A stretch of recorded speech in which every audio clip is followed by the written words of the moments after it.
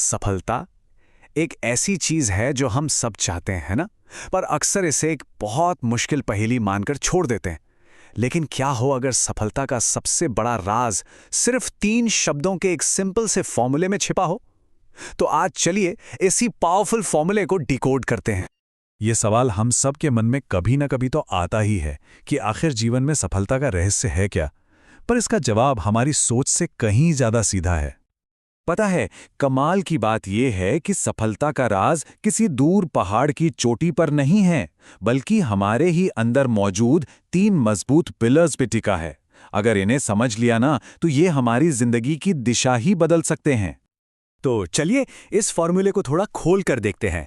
ये हैं सफलता के 3 स्तंभ। पहला, क्षमता, मतलब कोई क्या कर सकता है। दूसरा, प्रेरणा, कोई वो काम क्यों करना चाहता है। और तीसरा, दृष्टिकोण, वो उसे कैसे करेगा। तो सबसे पहले बात करते हैं पहले और सबसे जरूरी पिलर की, क्षमता। ये वो नींव है, वो फाउंडेशन जिस पर सफलता की पूरी इमारत खड़ी होती है। क्षमता का मतलब है एक बार ईमानदारी से खुद से ये पूछना, मैं असल में क्या कर सकता हूं। ये अपनी असली ताकत को पहचानने का पहला और सबसे जरूरी कदम है।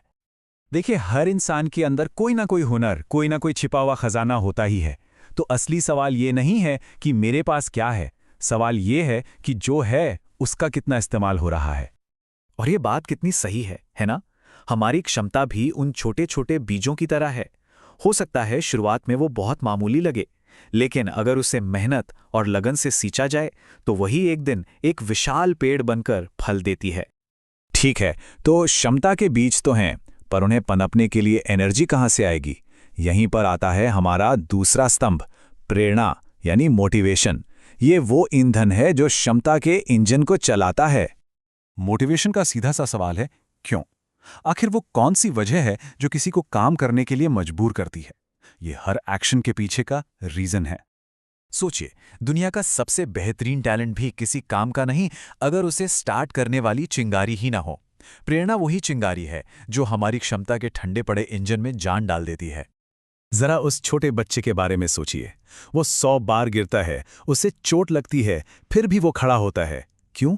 क्योंकि उसके अंदर चलने की एक जबरदस्त इच्छा होती है। सफलता के लिए हमें भी अपने अंदर ठीक वैसी ही आग को जलाकर रखना होगा। और अब बात करते हैं उस आखिरी और शायद सबसे डिसाइसिव पिलर की, दृष्टिकोण यानी एटीट्यूड। ये वो चश्मा है जिससे हम अपनी क्षमता और प्रेरणा को देखते हैं और फिर दुनिया का सामना करते हैं। एटीट्यूड इस सवाल का जवाब देता है, मैं इसे कैसे करूंगा। क्योंकि आप किसी काम को कैसे करते हैं, यही तय करता है कि नतीजा क्या होगा।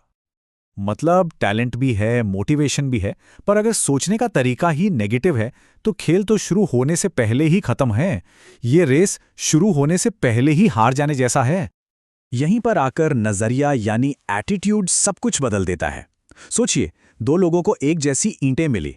एक इंसान को उसमें सिर्फ एक दीवार दिखी, जबकि दूसरे ने उसी से एक शानदार मंदिर बनाने की सोच ली।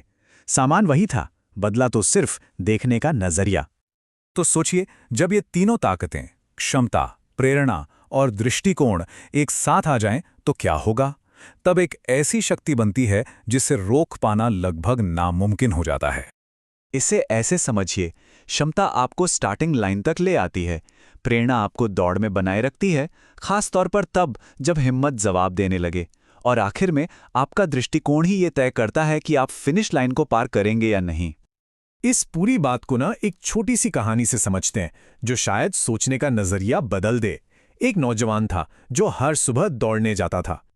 अब लोग उसे रोज दौड़ते देखते थे, तो एक दिन किसी ने पूछ ही लिया, क्या तुम अपनी बॉडी बनाने के लिए, अपनी शारीरिक ताकत बढ़ाने के लिए दौड़ते हो? तो वो लड़का मुस्कुराया और उसने एक बहुत गहरा जवाब दिया। उसने कहा, नहीं, मैं इसलिए दौड़ता हूं ताकि मैं अपने दिमाग को ये सिखा सकूं कि हारना मेरी आदत में नहीं है। देखा आपने, उसकी दौड़ने की क्षमता और फिट रहने की प्रेरणा तो थी ही, लेकिन असली शक्ति उसके दृष्टिकोण में थी। वो अपने मन को ट्रेन कर रहा था। तो सबसे बड़ी सीख क्या है? असली लड़ाई बाहर की दुनिया में नहीं, हमारे अपने अंदर होती है। सफलता एक दिमागी खेल है। शरीर को जीतने से पहले मन को जीतना पड़ता है। तो इस पूरी बातचीत का सार क्या है? वो कौन सा एक विजय मंत्र है जिसे हमें हमेशा याद रखना चाहिए? तो याद रखिए, अपनी क्षमता को पहचानिए, अपनी प्रेरणा के क्यों को समझिए और अपने दृष्टिकोण को चुनिए। जब ये तीनों एक साथ काम करते हैं तो कोई भी लक्ष्य नामुमकिन नहीं रहता। अब सवाल ये नहीं है कि कोई क्या हासिल कर सकता है, बल्कि ये है कि आज से अपनी कहानी लिखने के लिए इन तीन ताकतों का इस्तेमाल कैसे किया जाएगा।